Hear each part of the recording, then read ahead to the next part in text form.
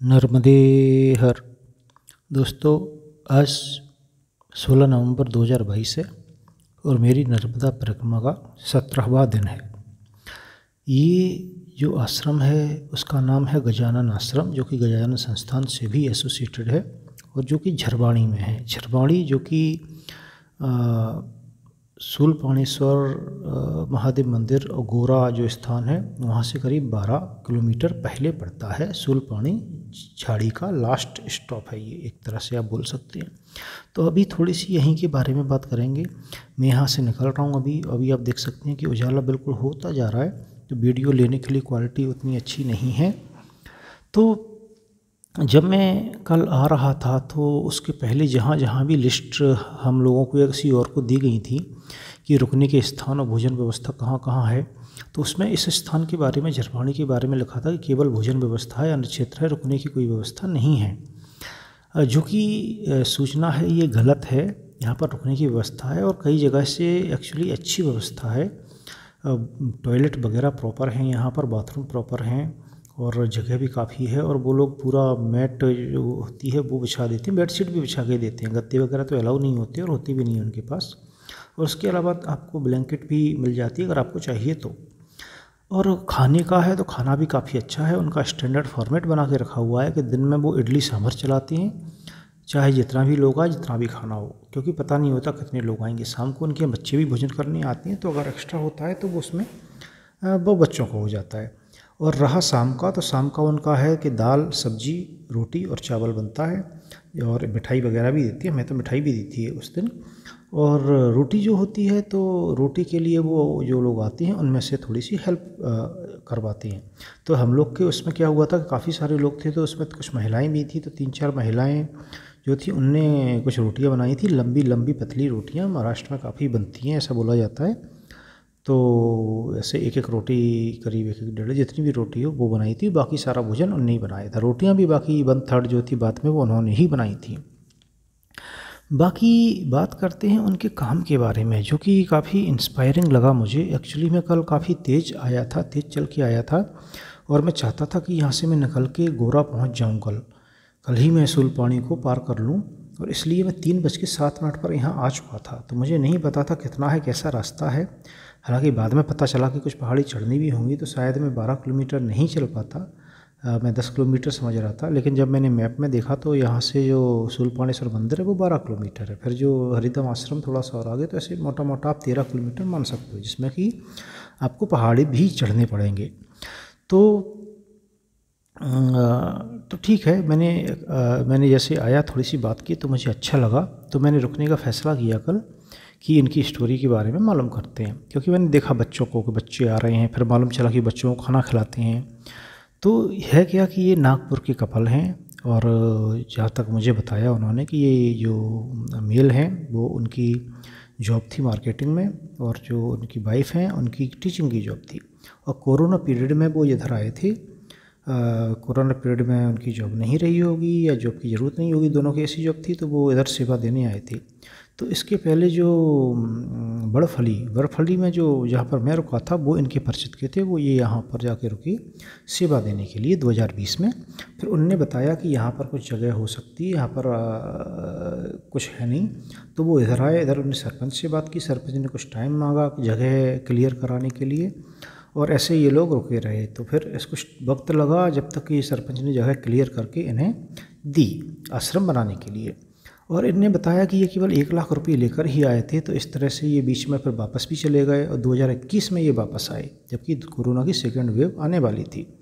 और उस टाइम पे फिर इन्होंने अपने 1 लाख रुपए से सोचा था कि झोपड़ी बनाएंगे और उससे शुरुआत करेंगे। लेकिन धीरे धीरे चूँकि गजानन आश्रम से एसोसिएटेड हो गए और वहाँ पे दानदाता और उनके नेटवर्क के थ्रू दान आया, और वैसे भी दान आया होगा, तो इन्होंने बताया कि बाकी जो पैसा आता गया, दान आता गया, उससे ये बनाते गए। अभी काफ़ी अच्छा खासा इन्होंने आश्रम वहाँ पर बना लिया है, पेड़ पौधे वगैरह लगा रखे हैं। तो इसके साथ में ये लोग क्या करते हैं कि जो बच्चे हैं, क्योंकि ये बहुत ही पिछड़ा एरिया है, आदिवासी एरिया है, तो उसके लिए ये बच्चों का भी थोड़ा सा ध्यान रखते हैं।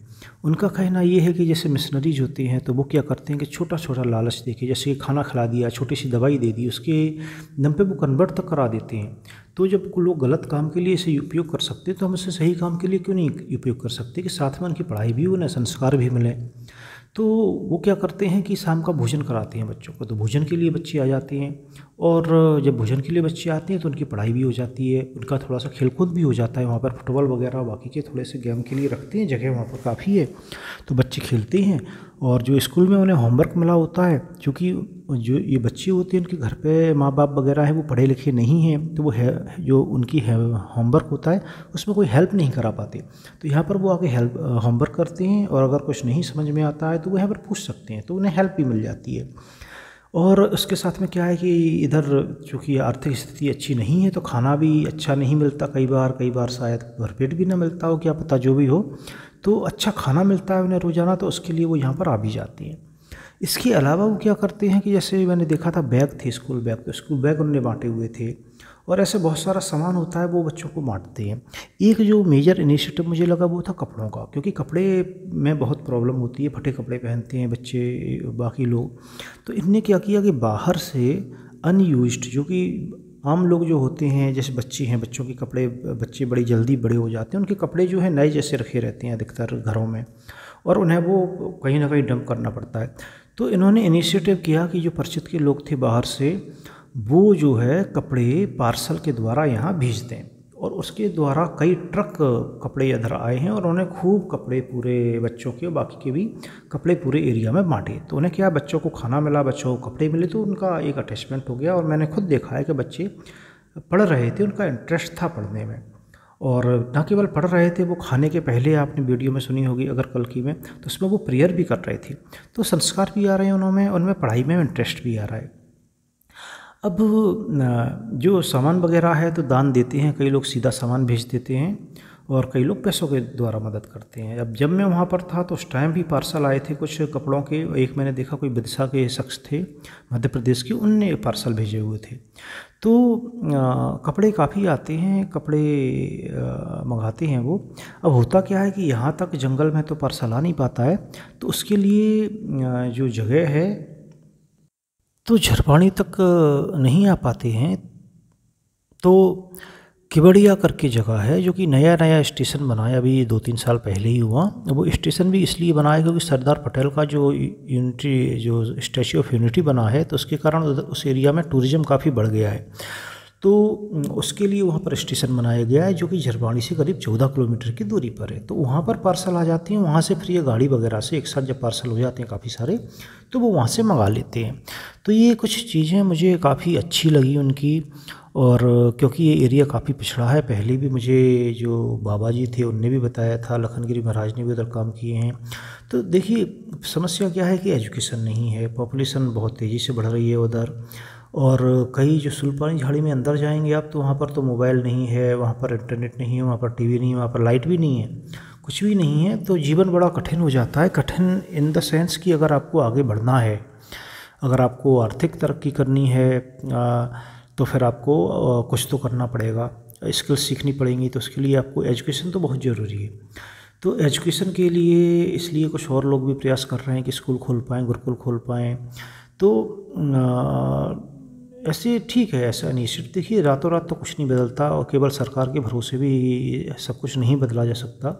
तो और भी चीज़ों की ज़रूरत होती है, लोगों की सहायता की भी ज़रूरत होती है। तो मेरा तो ये मानना है कि अगर कोई किसी भी तरह की सहायता कर पाए, ऐसी जगह पे अगर अपनी सहायता दे पाता है, सही में जो ज़रूरतमंद लोग हैं वहाँ तक अपनी सहायता पहुँचाता है, तो ये बहुत ही अच्छा काम है, एक पुण्य का काम होगा।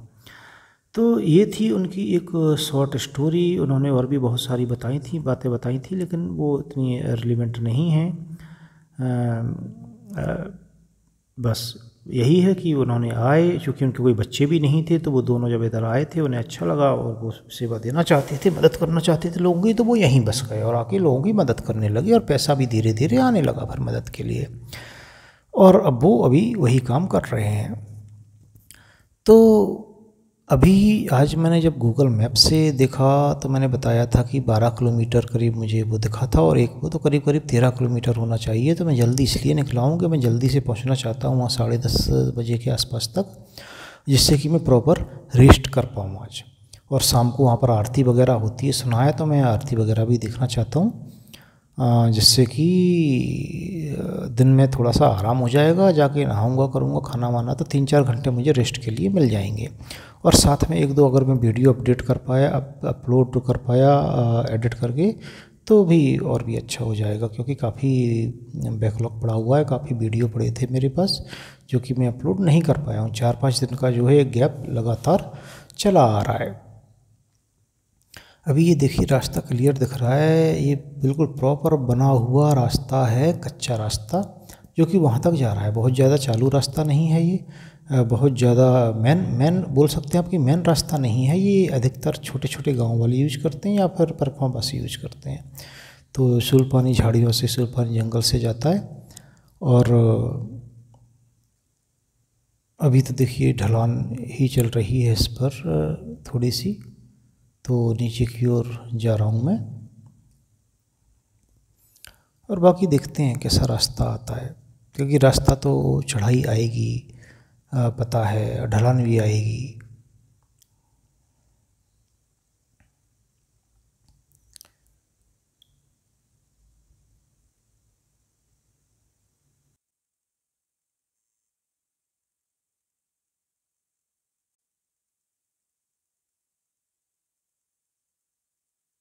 अभी तो अच्छा खासा उजाला भी हो चुका है अब, और ये देखिए बाबा भी दिखाई दे रहे हैं। तो ये रोड की ज़रूर हालत अच्छी नहीं है अभी तो, लेकिन कच्चे से देखिए थोड़ा डामर का रोड आ गया है।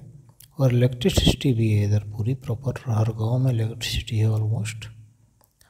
इस एरिया में तो बोल सकते हैं कि सब जगह इलेक्ट्रिसिटी पहुंच चुकी है, चाहे कितना भी रूरल एरिया हो, पहाड़ के ऊपर हो, नीचे हो, कहीं भी हो।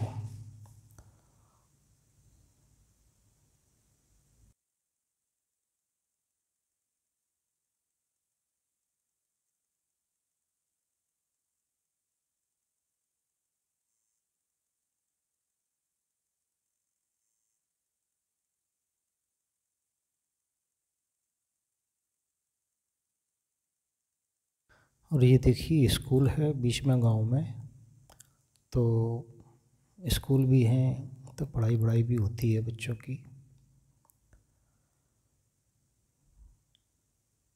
लेकिन फिर भी माहौल भी ज़रूरी होता है, घर पे अगर कोई पढ़ा लिखा नहीं है तो उन्हें हेल्प तो चाहिए होती है कम से कम।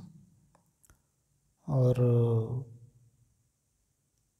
ये देखिए आगे वही रास्ता है, अभी ढलान आ गई है नीचे।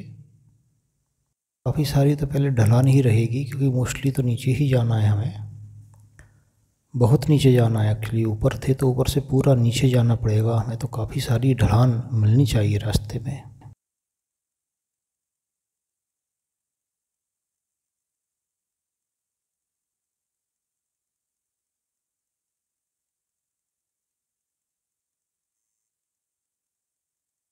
और ये देखिए खूबसूरत सुंदर पहाड़ कितने अच्छे लग रहे हैं देखने में। और इन पहाड़ के नीचे ये देखिए एक झरना भी है, पानी ऊपर से गिर रहा है तो झरने के रूप में हो गया है। तो झरना काफ़ी अच्छा लग रहा है दिखने में यहाँ से, ये देखिए।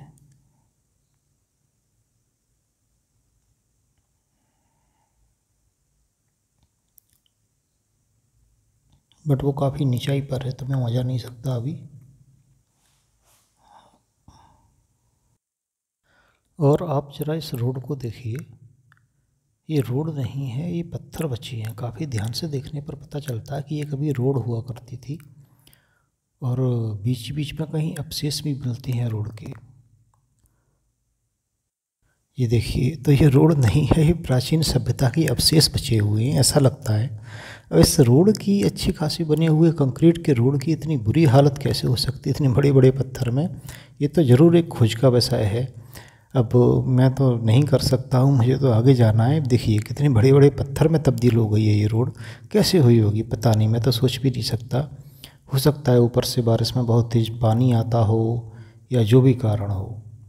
और ये अबेंडन्ड रोड है, इसे त्याग दिया है, इसको यूज नहीं किया जाता ऐसा लगता है, तो छोड़ दिया है, तो धीरे धीरे वो टूट गई पूरी तरह से। बट इतनी बुरी तरह से पता नहीं कैसे। ये देखिए,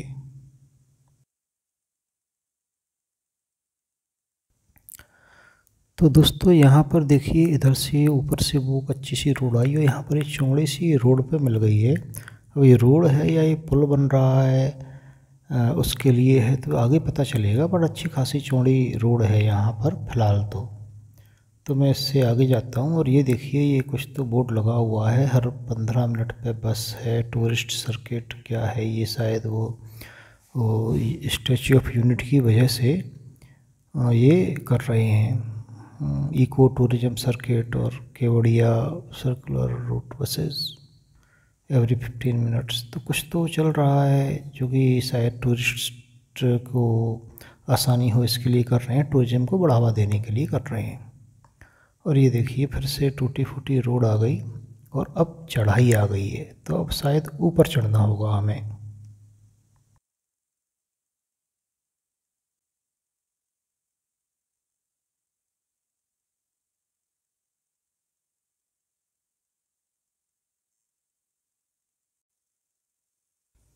ये देखिए, चढ़ाई के बाद एक और चढ़ाई, तो लगता है कि अभी तो पता नहीं कितना चढ़ना है। ऐसे मुझे तो अंदाज से लग रहा है कि 5-6 किलोमीटर ही होना चाहिए, जिसमें कि लास्ट के 3 किलोमीटर तो रोड पे चलना है हमें।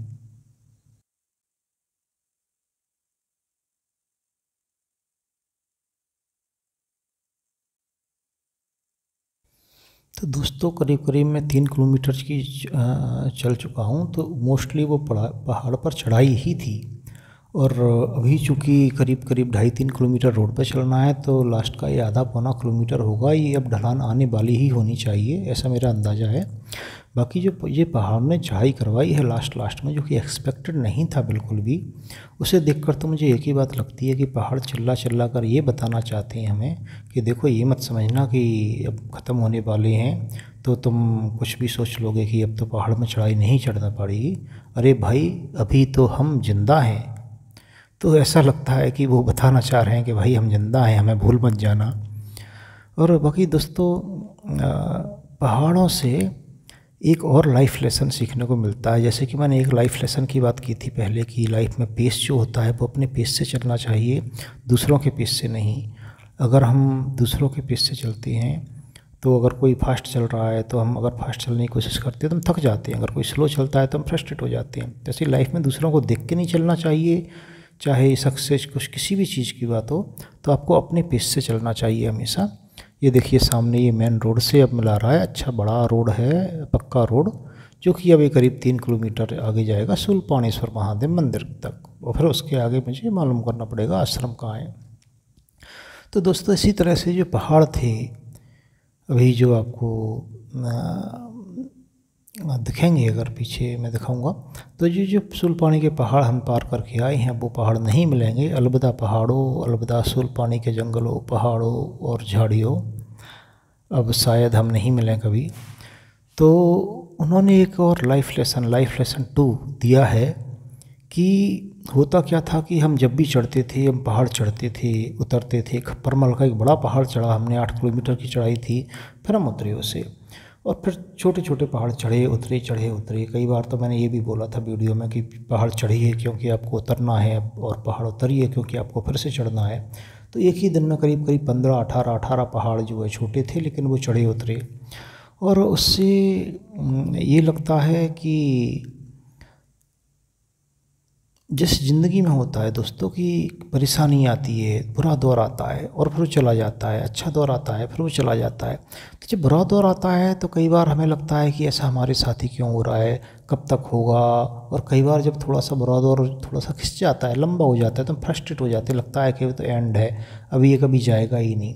बट पहाड़ हमें सिखाती हैं कि देखो, कई बार चढ़ाई आती है, कई बार जल्दी ढलान आ जाती है, पहाड़ ख़त्म हो जाता है, लेकिन कई बार पहाड़ बड़े होते हैं, चढ़ाई होती है और चढ़ाई आती है, एक के बाद 2 पहाड़ आते हैं, 3 पहाड़ आते हैं, आपको जैसे चढ़ना होता है और चढ़ना होता है। लेकिन इसका मतलब ये नहीं कि चढ़ाई हमेशा चलती ही रहेगी, चाहे वो कोई भी पहाड़ हो, वो एक लिमिट के बाद ख़त्म हो जाएगा और उसमें फिर से उतरना पड़ेगा आपको, फिर से ढलान आएगी। तो ऐसी जीवन में होता है, परेशानियाँ कितनी भी बड़ी क्यों ना हो, कितना भी वक्त क्यों ना ले रही हो, एक वक्त ज़रूर ऐसा आएगा जबकि आपकी परेशानियाँ ख़त्म हो जाएंगी और आप फिर से अच्छे से रह पाएंगे, फिर से आपको खुशियाँ मिलेंगी। तो ये लाइफ है, लाइफ में उतार चढ़ाव आते रहते हैं। तो ऐसा नहीं है कि जब कठिन दौर आए, जब कठिन दौर चल रहा हो, परेशानी चल रही हो, तो हो सकता है कभी कभी लंबा खिंचाए, हो सकता है कभी कभी छोटे वक्त के लिए आए।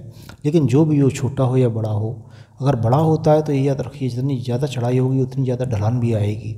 तो इसलिए अगर बुरा वक्त कभी कभी थोड़ा ज़्यादा खिंच रहा है तो फ्रस्ट्रेट मत होइए और गिव अप मत कीजिए। होप रखिए, फेथ रखिए कि ये बुरा दौर है वो ज़रूर समाप्त होगा जल्दी ही, और जल्दी ही जो है अच्छा वक्त भी आएगा, और वो होता ही है। ये लाइफ का चक्र है, समय का चक्र है, ये बदलता है। तो होप रखिए और फेथ भी रखिए। तो ये लाइफ लेसन 2 बोलूँगा मैं, जो कि मैंने सीखा है। अब अगर कोई बोलेगा कि ये सारी चीज़ें तो पहले से पता होती हैं और सब कुछ, तो देखिए सब कुछ यही है, नया कुछ नहीं है। पहाड़ नए नहीं है, समय नया नहीं है, रोड नया नहीं, कुछ नया नहीं है तो सब कुछ यहाँ हमेशा से, अनंत काल से यहीं पर है। जब से पृथ्वी जन्मी है जब से यहीं पर है। लेकिन फिर भी हम भूल जाते हैं। हमें कुछ नया देखने की ज़रूरत नहीं है, हमें केवल एक नया नज़रिया चाहिए होता है कुछ नया देखने के लिए। तो कई बार हमें पता होती है चीज़ें लेकिन हम भूल जाते हैं। फिर हमें जब वो चीज़ रिमाइंड कराई जाती है, कोरिलेट होती है किसी से, तो हमें याद आती है, हम उसे और अच्छे से याद रख पाते हैं। तो अगर कुछ नया चाहिए तो मुझे नहीं पता नया कहाँ मिलेगा भाई। मैं कुछ नया ढूंढने नहीं निकला हूँ, मैं तो केवल एक नज़रिया बदलने निकला हूँ, कुछ लाइफ में चेंजेस करने निकला हूँ। और ये देखिए दोस्तों, करीब बाकी का रोड से चलते चलते मैं आ गया हूँ यहाँ शूलपाणेश्वर महादेव मंदिर पर। ये है शूलपाणेश्वर महादेव मंदिर, और यहाँ से अभी तो मैं सीधा आगे जाऊँगा।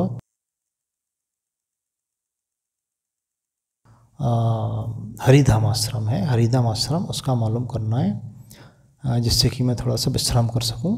और फिर यहाँ बाद में आऊँगा, जब भी ये दर्शन करने आऊँगा वीडियो बनाऊँगा और आपको दिखाऊँगा, जो कि एक सेपरेट वीडियो होगा। मैं कोशिश करूँगा कि जो मंदिर है इनके दर्शन के, शूलपाणेश्वर मंदिर के दर्शन के और जो है नर्मदा आरती के, दोनों के अलग अलग वीडियो बनाऊँ। दोस्तों शूलपाणेश्वर मंदिर महादेव जो मंदिर है, जो पुराना मंदिर था, अभी तो ये शिफ्ट करके यहाँ बनाया है, क्योंकि पुराना मंदिर सरदार सरोवर डैम में डूब गया। और जो शिवलिंग था वो स्वयंभू शिवलिंग था, ज़मीन से ही निकला था, तो उसे निकाल कर यहाँ पर शिफ्ट भी नहीं कर पाए थे। लेकिन वो हमारे हिंदू बड़े तीर्थों में आता था, बहुत बड़े तीर्थ में उसकी गिनती होती थी। क्योंकि शिव जी के, जब शिव जी ने राक्षसों का वध किया था तो उस पर त्रिशूल पर खून लगा था, जो कहीं पर साफ़ नहीं हुआ था। उन्होंने हर नदी सब कुछ ट्राई किया था, लेकिन जब वो उस स्थान पर आए थे और उन्होंने त्रिशूल मारा था ज़मीन पर, तो एक धारा निकली थी और उससे वो साफ़ हो गया था, उनका जो त्रिशूल पर खून लगा था। तो इसलिए वो जो है ये बहुत बड़े हिंदू तीर्थ में इसकी गिनती की जाती है। कई पुराणों में भी इसका वर्णन है। ये देखिए काफ़ी अच्छे से इनने ये सजाया हुआ है। रात में कुछ अलग ही लगता होगा, तो मैं कोशिश करूँगा कि शाम को कैसा दिखता है ये मैं आपको दिखा पाऊँ।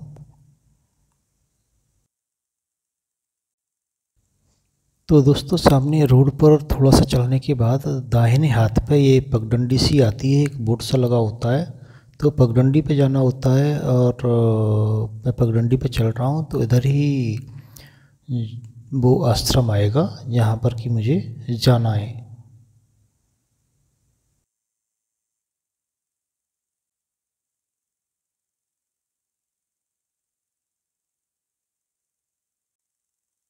तो दोस्तों ये हरिधाम आश्रम में मैं पहुँच गया हूँ। ये हॉल है, सत्संग हॉल, जहाँ पर कि परिक्रमावासी, जो पैदल परिक्रमावासी, उनके रुकने की व्यवस्था है। देखिए कितना गंदा हो रहा है ये बहुत ज़्यादा धूल है। और मैंने यहाँ पर झाड़ू लगाई जब अपनी जगह पे, आप यहाँ पे देखिए ये रख के गद्दे, तो भूल ही जाइए कितने गंदे हैं। तो मैंने उसके बगल में झाड़ू लगाई तो इतनी ज़्यादा गंदा था, इतनी ज़्यादा धूल थी कि वो उड़ के वापस वहीं आ जा रही है।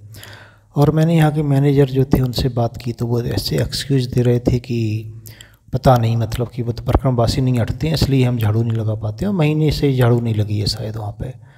तो थोड़ा सा बड़ी रिक्वेस्ट की मैंने कि भाई लगा दो, और काफ़ी रिक्वेस्ट करने के बाद मैं फाइनली आधी अधूरी झाड़ू लग गई है। लेकिन क्या करें, हमें तो रुकना होता है, रोड पर तो नहीं रुक सकते, तो रुकेंगे यहीं पर।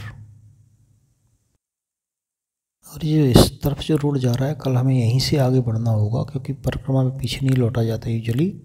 तो यहीं से आगे जाएंगे, जो कि आगे जाके रोड पे मिलाएगा। फिर रोड पे मिला के 2 रास्ते कट जाते हैं, एक रोड से होता है, एक मैया के किनारे से जाता है। तो मैं जाऊंगा मैया के किनारे से, वो आपको कल दिखाया जाएगा। ये देखिए मैया के दर्शन कीजिए, जय नर्मदा माई।